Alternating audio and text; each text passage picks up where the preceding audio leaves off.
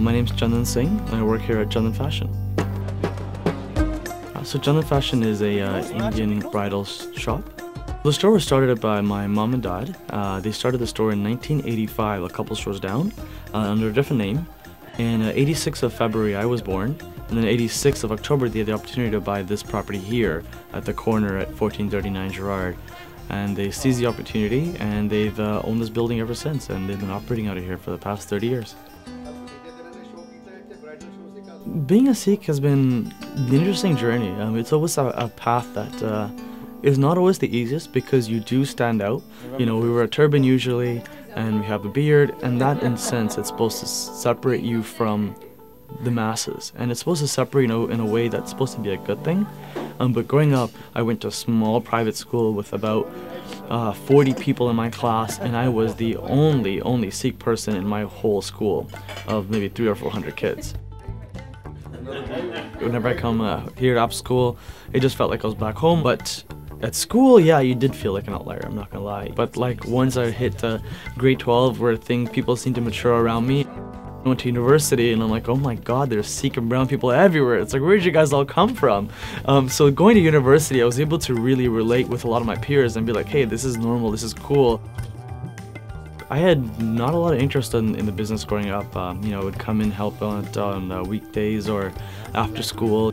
But I had no ideas to be here long term or in the business. But then I went to school for marketing and I did my honors degree in marketing, and I did corporate for a short stint, and then after that I did food tours. And the premise was simple: take the clients out to one area, charge them an upfront fee for their whole night, and I would take them out around and I would sort of be their food tour guide. And we would go to all basically like my favorite restaurants all in the area, right? And we would have like one dish from each place, and I would take them back in the kitchen too. So, you know, introduce them to the chefs, and it was like a cool little thing. I was doing the tours for a while, and then my dad would get really frustrated when I would leave every week to go do these tours. I would be at the store part-time at that point, and I would, you know, sometimes I would leave, you know, $1,000, $2,000 sale just to go entertain some guests and, you know, make a couple $100 on the side, right? So he's like, I tolerated it for a year. He's like, enough is enough now. You need to stop going on these tours. You need to focus on the business. This became my passion, and I started being here full-time after that. My father is as traditional as can be as an Indian merchant. What I've done is really taken his ideas and his ideology, his passions, his traditions, his methods, but just sort of modernize them. So, you know, to still make people feel welcome, and then also we incorporate a lot of our social media into our store as well. You know, the Instagram, the Facebooks, the Snapchats, the Twitters, and all that as well.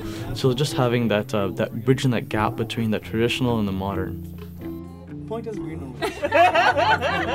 You know, I do think it is the responsibility of me, being a second generation in my dad's business, to sort of take it to the 21st century. You know, barcode the clothing, barcode the items, barcode the jewelry, everything that we do. And what that will do, allow us to track and analyze all the data that's coming in. The way they do the business, they have to know everything. That's why they have to be there all the time, right? That's why they can't open other locations. That's why they can't expand their business, because they have to literally micromanage everything. They have to see everything with their own eyes and be like, okay, this is selling this much, this is not selling this much, right?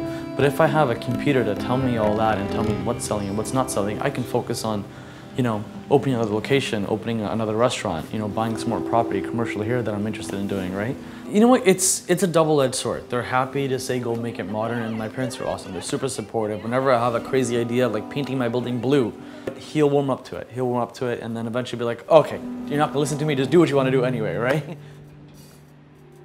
You know, even things like, you know, for example, like the barcoding thing. He's all for it. He has nothing against it all. He's not like, why it's a waste of money, or why you shouldn't do that. Is it the best deal? Is that the best price you can get? You know, that's really what he's concerned about. If it is, okay, go for it. As long as you think it's worth it, go for it, right? I imagine Chandan Fashion having a bit more of a global presence, or at least a North American presence. I really want to start expanding the business and opening up in other locations, other venues, other places around the world.